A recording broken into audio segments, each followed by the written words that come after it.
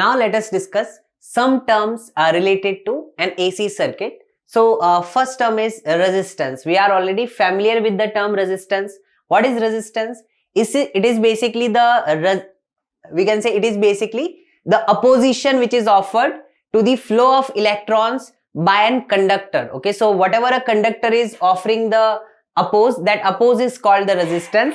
We are not going in much detail, but we know that V is equal to IR. We have already discussed that in direct current. So that's what resistance is. And reciprocal of resistance is defined as conductance, and that conductance is written as, like, the symbol for conductance is capital G. Okay. If we are talking about next term is the impedance. What is impedance? Impedance is basically, like, we can write for a DC circuit, we write V is equal to IR, right? Similarly, if this is an AC circuit, then we are going to write V is equal to IZ. So Z is like similar to resistance. It's not resistance exactly, it just, if there is a conductor, it offers resistance. Similarly, if there is a combination of conductor, inductor and capacitor, these three devices which can be there or which are part of a AC circuit, then the overall equivalent type of resistance, which is not known as resistance, is called the impedance. So if we go in the definition, this is the oppose. Again, this is the oppose, but when there is a conductor, there is a capacitor and there is a inductor as well. So it is opposition offered by the capacitor, inductor and the conductor to the flow of charge when it flows in an AC circuit. Now, the SI unit of impedance is same as resistance. Okay, so this is just ohm. And if we are talking about what is Z, so generally R is V by I, right? As per the Ohm's law, for a DC circuit, there was only resistor. Now, there will be capacitor also, there will be inductor also. So, V by I is not going to give us resistance. Rather than it is going to give us impedance. Or we can also say the total impedance of a circuit, in case there is only conductor or only resistances are part of the circuit, is known as resistance. So, total impedance will be resistance when there is only resistors connected, no capacitor and no inductor. So, this is impedance. Now, reactance. What is reactance? This is again similar to resistance, but not, see, resistance is offered by conductors, or we can say resistors. Similarly, the reactance is offered by capacitor and inductor. Okay, so the opposition which is offered by inductor or capacitor, okay, or the combination of both. So to the flow of charge in an AC circuit is defined as reactance, generally denoted by capital X. Okay, so there are two types. One is the inductive reactance XL, the offered by inductor, and the capacitive reactance XC, which is offered by a capacitor. So there are two types of reactances. There might be a combination of both of them also. If XL is bigger than XC, we say it is inductive circuit, and if XC is bigger than XL, then we say it is a capacitive circuit. Now, inductive reactance XL. So how do we define XL? Okay, so offered by the inductive circuit. So when I say inductive circuit, means either XL is only present, like only inductor is there, or if there is a combination of inductor or capacitor, then the XL is bigger than XC, then we say it is an inductive circuit. Now, the value of XL is given by L omega. So it depends on two things. One is, what is the inductance of the inductor which we are using, that is capital L, and what is omega. So omega is the angular frequency which circuit is working on. So this is same as the angular frequency of AC source. Okay, so angular frequency can also be written as 2 pi f, right? 2 pi times frequency, that's your angular frequency into L. And now, if we are talking about a DC circuit, for DC circuit, what is the frequency? DC circuit has zero frequency. It doesn't vibrate at all, right? So we'll say that F is 0. If this F is 0, then XL is 0. So for a DC circuit, the XL or the inductive reactance comes to be 0. Now let us talk about capacitive reactance. So capacitive reactance is basically offered by capacitive circuit, where the capacitor is only present or if capacitor and inductor both are present, then XC is bigger than XL. Now next is, what is the value? Value is XC is 1 by C omega. How these values are coming, we are going to derive when we are going to talk about an AC circuit where capacitor is connected. We'll derive this expression. Similarly, we are going to derive an expression for XL as well. So don't worry about it. Just we are revising all the things like what are the resistance similar terms in the AC circuit. So XC is 1 by C omega, and again omega is 2 pi f. So it is 2 pi f C. And if you see XC, it is inversely proportional to frequency. So when we make the graph of XC versus frequency, we get like this. So this is a graph and this is a hyperbola. And last point is, for DC circuit, the frequency is 0 and 1 upon 0, this will become 0. So we'll get infinite. So for DC circuit, the XC, the inductive capacitive reactance is basically infinity. Last is admittance. So what is admittance? The reciprocal of impedance is called the admittance. See, reciprocal of resistance was conductance, capital G. Similarly, resistance, reciprocal of impedance, Z, is called the admittance. And we can say that it's SI unit. If we talk about SI unit, then impedance was calculated in ohm, and this is basically reciprocal of ohm. So ohm inverse, or also known as MHO. Now, susceptance. So susceptance is basically reciprocal of reactance. Reciprocal of reactance is defined as susceptance. And now again there are two types: the reciprocal of inductive reactance and reciprocal of capacitive reactance. So that is going to be our inductive susceptance and capacitive susceptance. So next is power and power factor. So now let us discuss some of the things about power. What is the basic definition of power? If we say basic definition, so rate at which work is done. For electricity, in that branch of physics, we say power is the voltage into current, right? So that's the formula for power. Power is equal to V into I.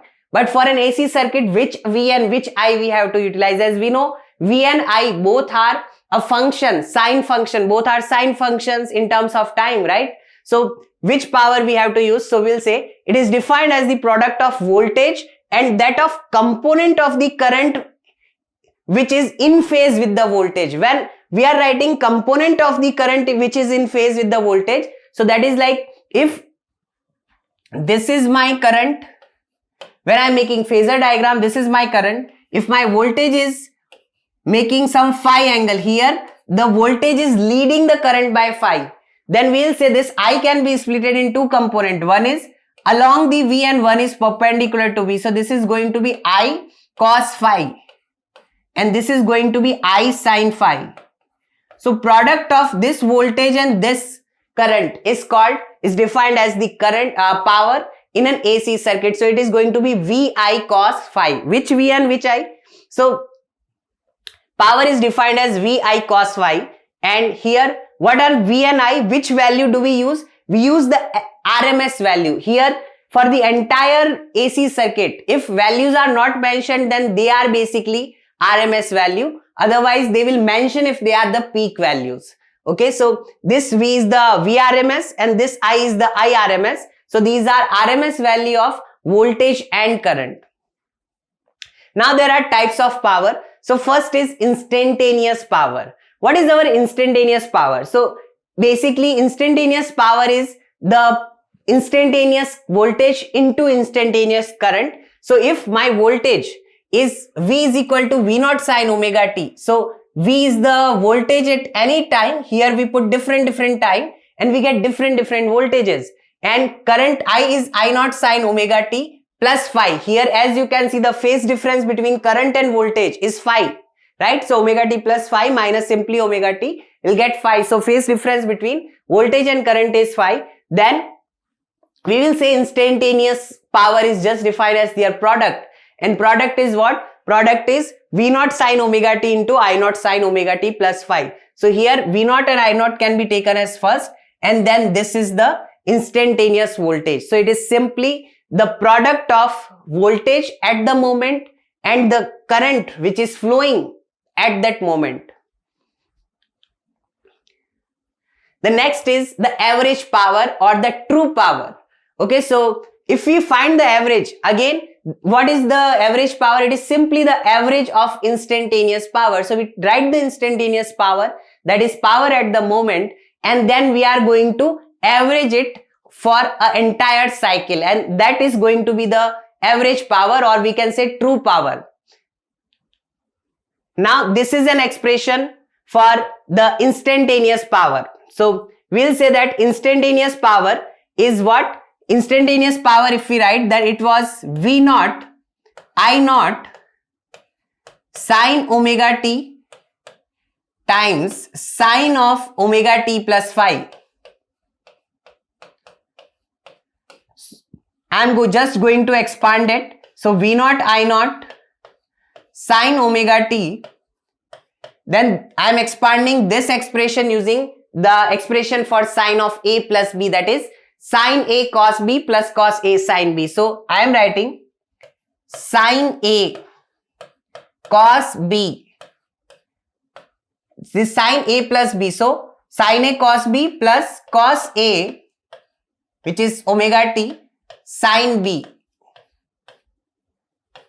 and now just multiply it with this. So I get, when these two things are multiplied, I am getting V naught I naught cos phi. This cos phi I written at first. This sine omega t into sine omega t is sine square of omega t. And what about this term and this term? When they multiply, I get V naught I naught sine phi. So V naught I naught sine phi times sine omega t into cos omega t. What does that give? So basically I am saying sine theta into cos theta is sine 2 theta by 2, because I can just multiply and divide with 2. So I'll get 2 sine theta cos theta, and that will become sine 2 theta. So I am saying simply that I am just dividing with 2, and then I am saying this will become 2 sine omega t cos omega t, that is sine of twice omega t. Now get the average. Okay, so get the average of instantaneous power. When we do the average of this, so we have already discussed how to do the average. So when we average this term, these are constant, V naught I naught cos phi. So they will remain as it is, V naught I naught cos phi. And the average of this sine square omega t, this is a sine square function, and average for sine square function for the whole period is half. So these were constant as it is, this was periodic function, so average is half, plus these are constant, so as it is, and this is sine of something, right? This is a sine function, and average for a sine function for the whole time period is 0. So since this average comes to be 0, so this entire term will become 0, and hence the average power simply comes to be V naught I naught cos phi by 2. Now if I am writing V naught I naught cos phi by 2, then it will become V naught by root 2 I naught by root 2 times cos phi. Here what I am doing, I am just splitting this 2 into root 2 into root 2. What is this term? This is VRMS. What is this term? This is IRMS. So VRMS into IRMS into cos phi. So that's what our average power, VRMS IRMS into cos phi, or you can also write V naught I naught cos phi by 2, right? So this is our true power or the average power. Why are we calling it true power? Because there is an apparent power as well. So this is the next. So here there are some other forms as well. So this VRMS can be written as, we have already discussed what is Z. So here instead of V is equal to IR, for an AC circuit we write VRMS is equal to IRMS, and instead of R we use Z, the impedance. So we can also write that VRMS is IRMS into Z. So here instead of this V, if we put IRMS into Z, so it becomes IRMS square Z cos phi, right? So IRMS, this will become, so VRMS into IRMS into cos phi. This is the expression for power, the average power. And now I am going to write this as IRMS into Z. So IRMS into IRMS is this, and cos phi into Z. So what is cos phi? Cos phi, we are going to discuss that cos phi is nothing but R by Z. So this cancels, and this expression is very similar to a direct current, that I square R, right? So this expression is similar to that. So this expression is also important for true power. So average power is Vrms Irms cos phi, or Irms square into R, or if we are using V square, then the Z also comes. So later we are going to discuss all these, like how these things are getting converted into each other. Now next is the apparent or virtual power. So what is apparent power? So idea is that ideally the power should be what? Voltage into current. Now if Vrms is the mean voltage throughout the cycle, Irms is the mean current throughout the cycle, then their product Vrms into Irms should be the power. So that is just a feel. We know that the actual power or the true power or the average, that comes to be Vrms into Irms into cos phi. But here the Vrms into Irms, that quantity is called the apparent power. So apparent power is nothing but the product of apparent voltage, that is Vrms, and apparent current, that is Irms, is called the apparent power. So it is simply Vrms into Irms. If this is V0 by root 2, this is I0 by root 2, then we'll get V0 I0 by 2, where V0 and I0 are peak values of voltage and currents. Now here, this is a triangle, and this triangle is just representing all types of power. So here they are saying this is the angle phi, and if I make the component, so this power is Vrms into Irms, that's the apparent power. It feels that this should be the power. So this power, I am making the component, one component is true power, that is this part, that is Vrms Irms cos phi, and another is Vrms Irms sin phi. So this particular power is this is the actual power, the true power or the average power. We have already done the derivation. This is the true power, and this is called the wattless power. Why it is called wattless power? Because if throughout the cycle this power is not consumed by the circuit, okay, this is again returned. Like what is power? The rate at which heat is produced. So total this much of heat should be produced or is actually produced, but part of it, so only this part of it is the actual heat, and this part of energy rate, this is the energy which has been returned in that particular time period. Okay, so circuit consumes this much energy, and this much is the permanent loss, and this is basically returned back by the circuit. So this is called wattless power. So this triangle is an easy method just to remember that three types of power: apparent, true, and the wattless. Apart from these, there is an instantaneous power, that is the instantaneous value of voltage into instantaneous value of current. Now the next is power factor. The phi which we just discussed, the cosine of that is called the cosine of the angle of lag or lead. Okay, so the phase difference. Okay, so that is called the power factor. The cos phi is known as power factor. And next is the ratio of R by Z. Okay, so here if we make this diagram, then this is basically XL minus XC. So inductive capacitance minus inductive reactance minus capacitive reactance, and this is resistance and this is impedance. So the ratio of resistance to impedance is known as the cos phi. In other terms, this is also written. So this can be utilized to convert it from the other form. In last time when we were doing the VRM, the conversion, so that time we had used this, that cos phi is nothing but it is R by Z. So this is the triangle from which it is coming. The derivation of this triangle we are going to do when we are going to study series LRC circuit. And the last is the ratio of true power to the apparent power. True power is Vrms Irms cos phi, and the apparent power is just Vrms into Irms. So their ratio is again cos phi. So there are various ways in which power factor can be defined. It is just cosine of the angle of lead or lag. Now wattless current. So what is wattless current? At the start we discussed that how do we define the power? Power is defined for a AC circuit. Power is defined as the Vrms into IRMS cos phi. What is IRMS cos phi? The component of the current along the VRMS, right? What about this component? So this component will produce the wattless power, and hence this type of current, or this current here, is called wattless current. And the average of wattless component over one complete cycle is 0. So when we find the average of this entire value, the average of IRMS is IRMS, but average of sin phi is going to be 0.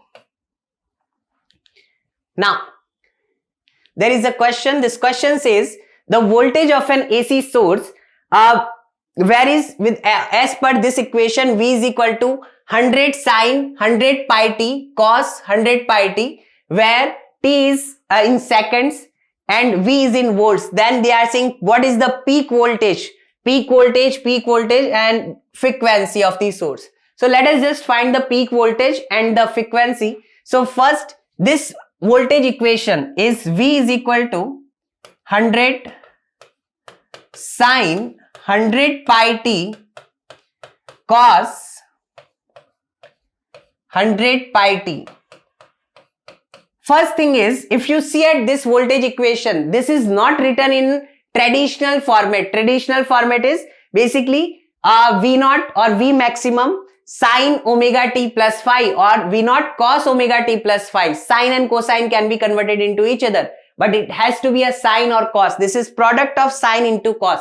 So what I am going to do is I am going to convert this.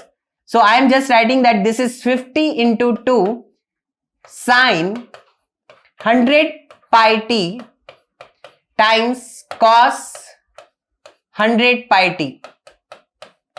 What is this? 2 sin theta cos theta is formula for sine 2 theta. So this is 50, and this entire thing becomes sine 2 theta, and 2 theta is, this is the theta. So twice of that is 200 pi t. Now this is my proper equation, and let us just compare it to our traditional equation, that is V naught sine omega t plus phi. Now if you compare these two equations, we get that what is V naught? V naught comes to be 50 volts. What is omega? Omega is 200 pi. And what about the phi? The initial phase? The initial phase is 0. Now, which options has been asked? The peak voltage. If you see the peak voltage, it is 50 volts. So this option is correct. What about the frequency? Frequency can be found using angular frequency. So we know that omega is nothing but 2 pi f. Omega is 200 pi, right? And it must be 2 pi f. So here the frequency comes to be 2 pi would cancel, and we got 100 hertz. So the option for frequency is not 50 hertz, it is 100 hertz. So only option B is the correct one. Now, next question is two sine voltages of the same frequencies, okay? Same frequencies, and they are shown in the diagram. As shown in the diagram, what is the frequency and the phase relationship between them. So here we have a table and options. So this is frequencies and this is basically phase, right? So first thing is, let us find the frequency. For frequency, on this axis time has been given. So first I am getting the period.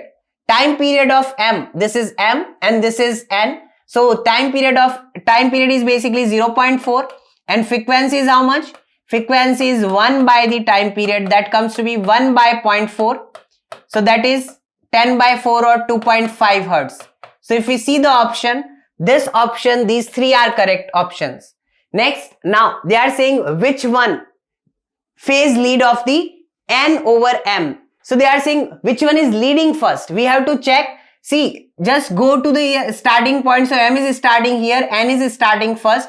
As we can see, it is m which is starting first. So m is the one who is leading, right? And they are saying phase lead of n, right? So how much n is leading? So we are saying n is leading. See, if here actually m is leading, but if they are asking n is leading, then we have to tell the negative answer, right? So here m is lead. So I am just writing that m leads n by how much?